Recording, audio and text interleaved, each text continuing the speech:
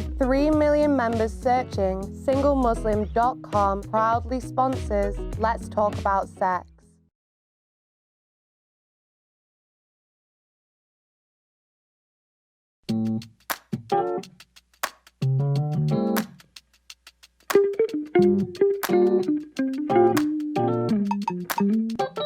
Assalamu alaikum and welcome back to season 2 of Let's Talk About Sex, sponsored by SingleMuslim.com, and I am your host, Estela Rodriguez-Jebril, licensed clinical therapist and the Muslim sex coach, and we are live here on Sky Channel 752 and across Facebook, Twitter, and YouTube. And I want to invite all of you to join in on tonight's discussion and get the advice that you want, the advice that you're looking for, by simply calling in through into the studio on 01-924-231-083. And remember that standard network rates do apply.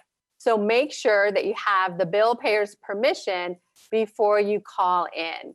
And you can also send in your questions and share your comments in confidence by using WhatsApp and by messaging us at 07950-797-017. And I want to start out by just thanking all of you. So many of you have sent me emails during the break asking questions. You have sent me messages, and it's just proof that this conversation is so needed. And I'm so glad to be back. And I hope you're all ready for another season. And today's conversation is about how to talk about sex with your spouse. And you might be thinking, really? Married people have problems talking about sex? Yes, they actually do. And as Muslims, we have still a really hard time talking about sex. And talking about sex doesn't mean Muslims will become lewd and crude. No, quite the opposite. We have all heard the stories of child marriages and pederasty, and speaking about sex openly will actually educate and prevent harm and increase marital satisfaction. Now, there are a variety of issues that can cause marital distress, including problems with sex and sexual dissatisfaction. Even though this can be a common problem among couples, having the sex talk with your spouse can feel daunting and uncomfortable. It may even feel so much easier to talk to a total stranger online. And, that's why so many people are reaching out to strangers online, therapists online, professionals online, to talk about what they're experiencing in their marriages. It just seems so much easier to discuss it with a stranger than with your spouse. And what this actually shows is that there's a huge need for it, right? And this shows why the topic of sex is commonly discussed on public forums, online forums. The sex conversation can bring up a lot of anxiety, which can then cause you to avoid this very important conversation altogether. And I want you to know that there are some strategies to make these talks easier and definitely worth the effort. I want to share why you want to do this. I want to share with you why it's important for you to feel comfortable having sex talks with your spouse. Research has found that couples who can have these healthy sexual communications about their marriage and what their challenges are, they end up with more satisfaction in their marriage. They end up more satisfaction in their sex lives, and they end up being more satisfied with themselves. Open communication is the best strategy, and it leads to greater feelings of intimacy and a stronger and a healthier relationship with your spouse. And it's important to note that in general, talking honestly with your spouse will increase your overall ability to work through challenges, to work through tests, because they're going to show up. These challenges and these tests, yes, they're going to show up in your relationships. And because of the open communication that's developed, you're going to be able to work through those challenges so much more easily. The growth that happens in your marriage is because it develops through the struggles and through the tests with communication. And there's a lot of dean that can be developed in your marriage because of this. Now, when you make that effort to communicate openly, to communicate honestly, then your marriage thrives and your dean thrives. Some reasons that indicate that you need to talk more openly about sex in your marriage include the lack of sexual dissatisfaction. Part of the reason you got married was to have sex. And many couples put this on the back burner. If they begin to experience sexual dissatisfaction, then they put that conversation on the back burner. And with time, so much resentment is going to build up. Not necessarily because of the sexual dissatisfaction, because there's always a solution if you talk about it, but it is clearly that because the conversation about it was never had. And you are a garment to your spouse, and your spouse is a garment to you. And you can't avoid this conversation if this is happening to you. You need to step into being honest and open about the experience. Another reason that indicates that you need to have the open sex talk with your spouse is if you're having the desire to try something new, something exciting in your intimacy, and you're feeling afraid. You're feeling afraid to ask for it. You're feeling afraid to share what you want. And how can there be so much shyness in a marriage that you can't share a desire that you have for your spouse? But not expressing your sexual desire to your spouse is going to result in frustration. And this frustration is going to build, and it will begin to be projected in negative and defensive ways. You can't deny the existence of your sexual desires, and you want to be able to express them and share them with your spouse to cultivate a healthy marriage and a healthy sexual connection that is fulfilling. There's also the change in libido. The change in libido indicates the need to speak openly about sex with your spouse. What's libido? It's your overall sexual drive.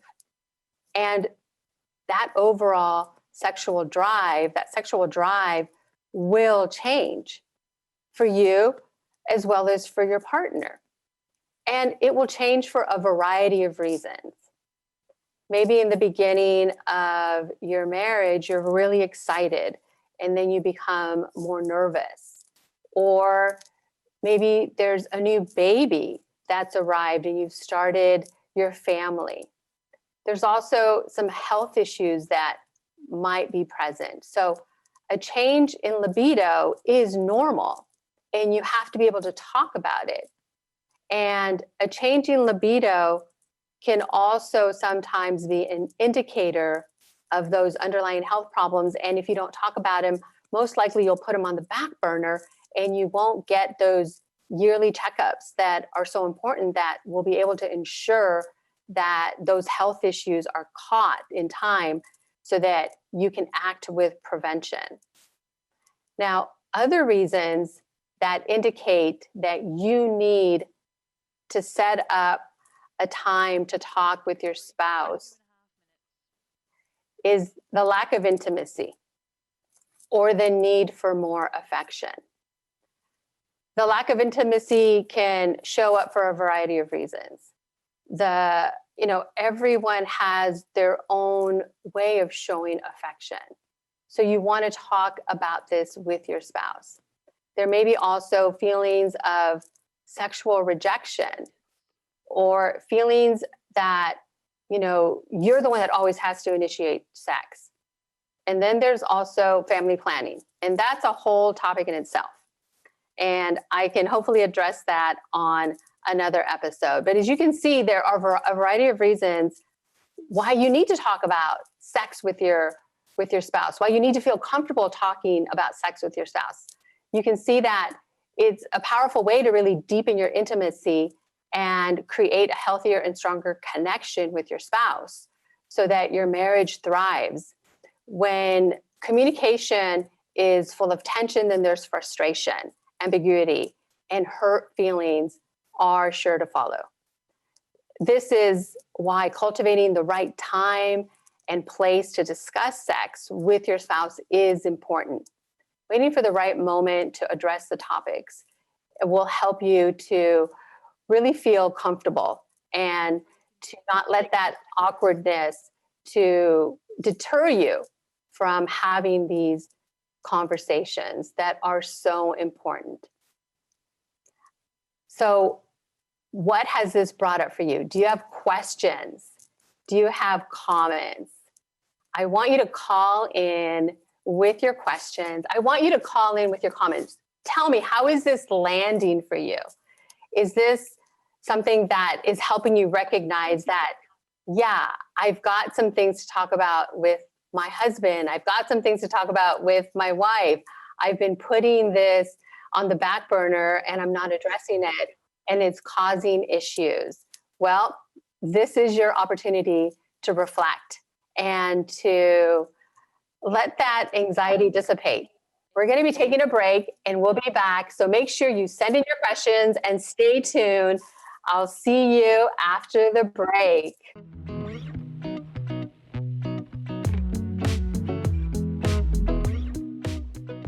With 3 million members searching, SingleMuslim.com proudly sponsors Let's Talk About Sex.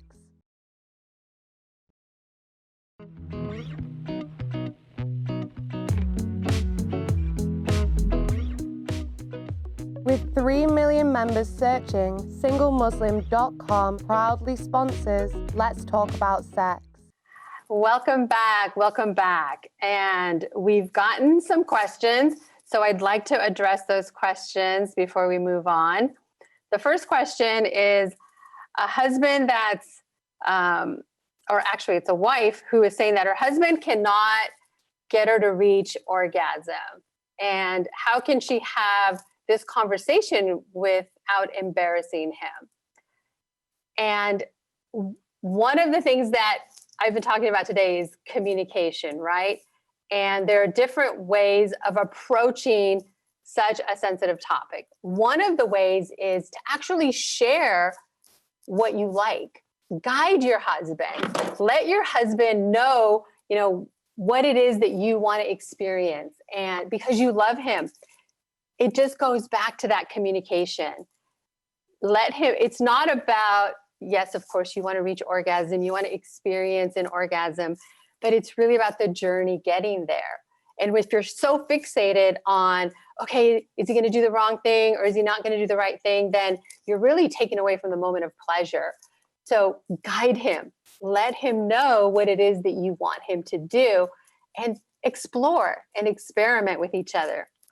The next question I got is a husband that is asking, how does he approach the subject of experimentation with his wife? She's a bit shy and isn't always willing to experiment. And what I would suggest is, to make things light and joyful and playful. One of the most important things to really, expand the experimentation in our love life is to be joyful and to be fun and to be playful, like play around with each other, tickle each other, and allow yourselves to not be so tense in those moments. You'll be surprised what happens. Another question is for us older women. Yes, we get trouble with lubrication as we get older. This is natural. And guess what? There are a lot of products out there. Actually, there are a lot of natural products that are actually really good for you. There are many ways to increase the lubrication so that intercourse and intimacy isn't painful. And that can be a really fun thing as well. So see what you can find out there that works for you. The last question is husband asking about, it sounds like their sexual drive changing. They've been married for 32 years and that they love each other very much, but their drive is changing. Yeah. And that's normal, like I said, and that happens. And you don't want to make it this, awkward subject. We're all going to get older. Yes. You want to be able to create excitement and love. You know each other. You've already been married for 32 years. There's a lot of fun experimentation that you can do that doesn't really even involve penetration. So look and see what it is that you can do to just be loving and caring and intimate without worrying about, okay, are we going to be able to, experience intimacy like we did, in the beginning of our marriage? No, of course you're not, but you can still have fun with it. And of course, I'm speaking to my married brothers and sisters, right? And I want all of you to just ask yourself, like, do I want to improve my relationship with my spouse? Well, then, like I mentioned earlier, communication is key. You have to be willing to, be honest and let that awkwardness, slip away so that you can really connect at a deeper level. You can do this by just becoming more aware also of your language, how you communicate, the words that you use. You love each other, right? So why is it that sometimes, couples fall into the trap of feeling like, they're not on the same page? Does that ever happen to you? It does. It happens to so many couples. Life gets so busy. They get so full of distractions. It's a common issue that many relationships go through. And it always stems back to that communication barrier. Everyone experiences love differently. And it's easy to miss the mark when it comes to showing that you care if you're not openly communicating with each other. And with a little help, you can learn to identify the root of your conflicts or the root of your issues so that you can give and receive the love in a more meaningful way and grow closer than ever to each other. You want to be able to understand your love language, which is your primary love language. Do you know what it is? You want to be able to communicate through that love language. And you want to understand yours and you want to understand your spouse's. And you want them to understand their love language too. You want to know what it means, and you want to know how you can use it to connect more deeply and more intimately with your spouse. Yes, there is such a thing as love languages. And Dr. David Chapman introduced the 5 love languages. And I'm going to be sharing a few of those with you. People feel and express love differently. And understanding your spouse's love language is key to a long-lasting marriage that is happy, that is fulfilling. Most people know that language consists of more than just words. There's body language, for instance, and tone of voice. And yes, the language of love is just as complex. That's because different people perceive love in different ways and use different words and different actions to express it. So essentially, we all speak a different love language. So just like, being multilingual or bilingual, it can be an advantage, right? So understanding the different ways love is expressed will help you build a strong and a happy relationship with your spouse. It does require that couples, devote the necessary time to discovering the nuances of one another's love and one another's love language. It's definitely worth the effort, as that's the surest route to fulfilling one another. Now, for instance, I worked with a couple that disagreed on absolutely everything, except that they loved their kids. The husband knew that his wife was a good mother. And still, he didn't feel that he was giving him the affection that he needed. And then the wife knew that her husband was a good provider, a good caretaker for the family, for the kids. And she still didn't feel he ever had time for her. What's the problem? The husband's primary language was physical touch, and the wife's was quality time. And they were having a really hard time understanding. So as you can see, understanding your partner's love language is essential. And many couples get so caught up with life that they forget to express admiration for one another. They begin to take each other for granted and get caught up in the stresses of life. There's no sweeter sound than words of admiration from your spouse. This is the idea behind the love language called words of admiration.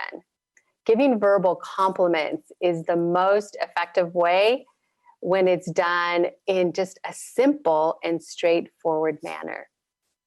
So I want you to take a moment right now and reflect. When was the last time that you told your spouse, hey, you look sexy? Or when was the last time that you really expressed appreciation for something that they did? We live in a time where, we have so many distractions, and time is one of those valued commodities. It's priceless. So quality time is another love language. You need to be able to give each other undivided attention. We need to be able to give each other undivided attention in our marriage. So there are so many, aspects of love language, that all the nuances that you want to learn. You want to be able to, communicate with your husband. You want to be able to take the time to learn. So I want you to understand that there are websites where you can find quizzes to really understand your love language and explore together. It's so important to be able to talk about the problems that you're facing. It's so important to talk about the problems that are happening inside the bedroom and outside of the bedroom. You are garments to each other, and you're always going to be challenged. And when you don't know where to turn, ask for professional help. You can't always help yourself. And it's important to also be able to reach out to professionals that can help you so that you can help yourself and you can have the marriage that you want, the fulfillment that you want. I want you to keep sending your messages, your questions, your feedback. This is a topic that needs to become a topic that we're all comfortable with. So it's such an honor to be back here with you. I'm so excited to be starting season 2. If you have any questions, send them our way. Thank you again for watching. And thanks to all of the team here at British Muslim TV. Thank you for joining us. Assalamu alaikum. Until next time.